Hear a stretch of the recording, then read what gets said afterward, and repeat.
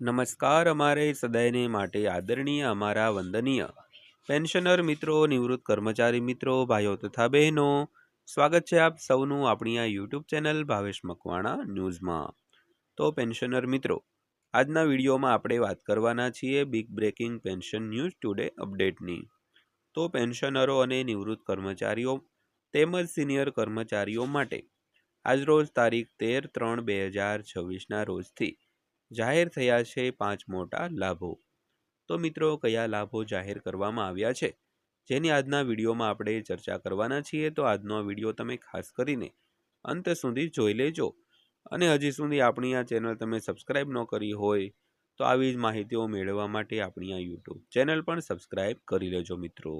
તો શરૂ કરીએ આજનો આ વિડીયો।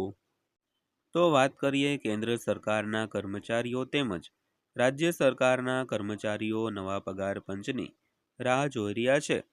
જો કે તે ક્યારે અને કયા રાજ્યોમાં લાગુ થશે તે સ્પષ્ટ નથી। તો જ્યારે એ સ્પષ્ટ છે કે કેન્દ્ર સરકારના કર્મચારીઓને સૌથી પહેલા ફાયદો થશે। તો ચાલો જોઈએ કે કયા રાજ્યોને પહેલા ફાયદો થશે મિત્રો। તો વાત કરી તેમ કેન્દ્ર સરકારના કર્મચારીઓ તેમજ બધા રાજ્ય સરકારના કર્મચારીઓ તેમજ પેન્શનરો નવા પગાર પંચની રાહ જોઈ રહ્યા છે।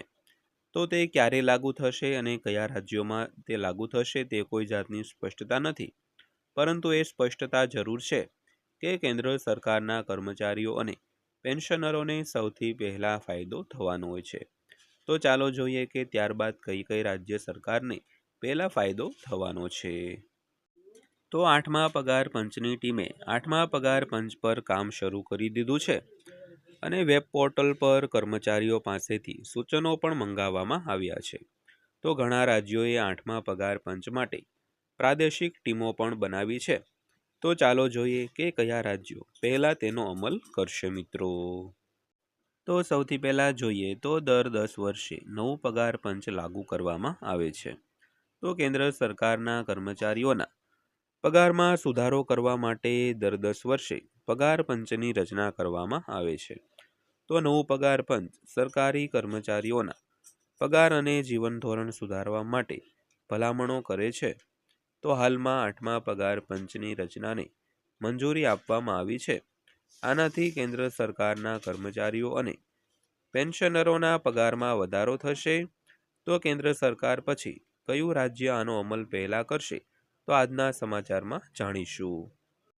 ત્યારબાદ વાત કરીએ તો રાજ્યોને મોટો ફાયદો થશે। કેન્દ્ર સરકારના કર્મચારીઓ માટે 8મા પગાર પંચની ભલામણો લાગુ થયા પછી રાજ્યના કર્મચારીઓ માટે પણ લાગુ કરવામાં આવશે। તો 7મા પગાર પંચ માટે પણ આ જ પ્રકારનો અભિગમ અપનાવવામાં આવ્યો હતો। જો કે દરેક રાજ્ય પોતાની રીતે કાર્ય કરે છે અને દરેક રાજ્યનો સમય અલગ અલગ હોય છે।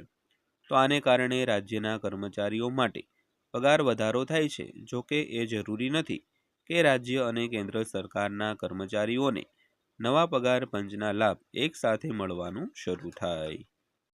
ત્યારબાદ જોઈએ તો રાજ્યોમાં પગાર કેવી રીતે વધશે।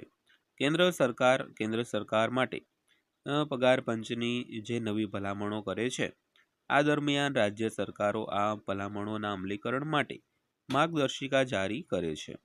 તો દરેક રાજ્ય તેના બજેટ અને કર્મચારીઓની સંખ્યાને આધારે યોજના છે તે બનાવતી હોય છે। રાજ્ય તેની નાણાકીય પરિસ્થિતિઓનું મૂલ્યાંકન કરે છે અને ફિટમેન્ટ ફેક્ટરનો ઉપયોગ કરીને પગારમાં સુધારો કરે છે મિત્રો। ત્યારબાદ જોઈએ તો આ રાજ્યોને પહેલા લાભ મળશે। તો 8મું પગાર પંચ કેન્દ્ર સરકારના કર્મચારીઓ અને રાજ્ય સરકારના કર્મચારીઓ બંને માટે મહત્વપૂર્ણ છે। તો કેન્દ્ર સરકાર રાજ્યો માટે માર્ગદર્શિકા જારી કરે છે, જ્યારે રાજ્યો તેમના પોતાના વિવેક બુદ્ધિનો ઉપયોગ કરીને તેનો અમલ કરે છે। તો કયા રાજ્યો પહેલા અમલ કરશે તે અંગે ભૂતકાળના ડેટા દર્શાવે છે કે નવા પગાર પંચની ભલામણો પહેલા મોટા અને સમૃદ્ધ રાજ્યોમાં લાગુ કરવામાં આવી હતી। ત્યારબાદ રાજ્યોની યાદી વિશે વાત કરીએ તો 7મા પગાર પંચની જેમ ઉત્તર પ્રદેશ, મહારાષ્ટ્ર, ગુજરાત, તમિલનાડુ અને આસામ જેવા રાજ્યો તેને લાગુ કરવામાં ગતિ બતાવી છે। તો અગાઉ પણ આ રાજ્યો 7મું પગાર પંચ લાગુ કરનારા પ્રથમ હતા। તો ઉત્તર પ્રદેશ, મહારાષ્ટ્ર, ગુજરાત વગેરે રાજ્યોના કર્મચારીઓને 8મા પગાર પંચના અમલીકરણથી વધુ લાભ મળી શકે છે. તો તેની પાછળનું કારણ એ છે કે રાજ્ય અને કેન્દ્રમાં એક જ પક્ષ સત્તામાં હોય છે મિત્રો. તો મિત્રો આ હતી આજની માહિતી પસંદ આવી હોય, વિડીયો સારો લાગ્યો હોય તો વિડીયોને એક લાઇક કરજો અને આવી જ માહિતીઓ મેળવવા માટે આપણી આ ચેનલ સબસ્ક્રાઈબ કરી લેજો. તો ફરીવાર પાછા મળીશું એક નવા વિડીયો સાથે, નવી માહિતી સાથે. ત્યાં સુધી સૌને જય હિન્દ, વંદે માતરમ.